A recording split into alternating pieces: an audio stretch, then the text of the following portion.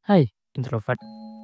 Pernahkah Anda merasa lebih nyaman ketika sendiri, bersandar di jendela kamar, mendengarkan musik pelan, atau sekedar menatap bintang malam sambil membiarkan imajinasi berkelana jauh ke tempat yang bahkan belum pernah Anda kunjungi? Jika iya, mungkin Anda tahu betapa nyamannya dunia batin seorang introvert. Bagi anak-anak yang suka sendiri, yang sering dianggap pendiam atau bahkan pemalu, sebenarnya ada sebuah ruang besar di dalam dirinya. Ruang itu adalah tempat segala kemungkinan hidup. Di sanalah mereka berhayal, bermimpi, dan membangun cerita-cerita yang tak pernah terucap. Dan yang sering dilupakan dunia luar adalah hal-hal hebat justru lahir dari ruang semacam itu. Banyak penemuan besar, karya seni agung, bahkan ide-ide yang mengubah dunia, dimulai dari sunyi, ruang hening. Dari seseorang yang berani duduk dengan pikirannya sendiri, kemudian membiarkannya menjelma jadi sesuatu yang nyata. Pikiran seorang introvert bisa jadi sesuatu yang berbahaya, bukan dalam arti menakutkan, tapi dalam arti luar biasa. Karena di dalam keheningan mereka yang terlihat sederhana, mereka sedang merancang dunia, dan dalam diam yang dianggap pasif, mereka justru sedang menyalakan api kecil yang suatu hari bisa menyinari banyak orang. Labirin pikiran introvert bukanlah ruang kosong, ia penuh dengan lorong-lorong ide, dengan pintu-pintu menuju kemungkinan tak terbatas.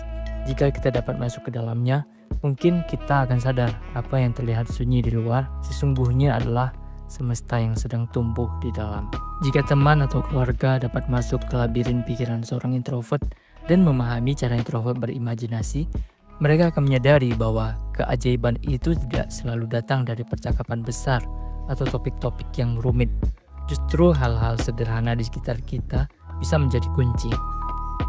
Sebut saja ketika membicarakan aroma kopi yang baru diseduh, warna langit sore yang perlahan memudar, atau suara hujan yang jatuh ke atap rumah.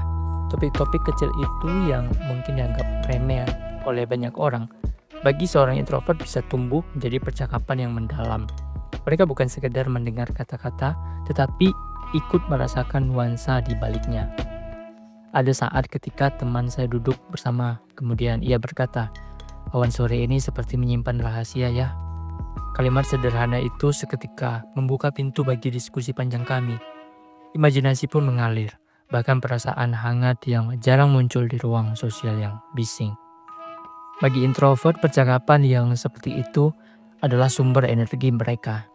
Introvert merasa dilihat, dihargai, dan diundang untuk membuka labirin pikirannya tanpa harus dipaksa menjadi orang lain. Itulah hadiah paling besar bagi jiwa yang lebih sering diam, bukan dipaksa untuk selalu bersuara. Dan di sanalah letak keindahannya, saat orang-orang terdekat mampu menghargai keheningan mereka, lalu perlahan menuntun ke dalam percakapan yang tulus. Seseorang introvert akan merasa penuh, bukan penuh oleh keramaian, tapi oleh kedalaman. Terima kasih telah menonton.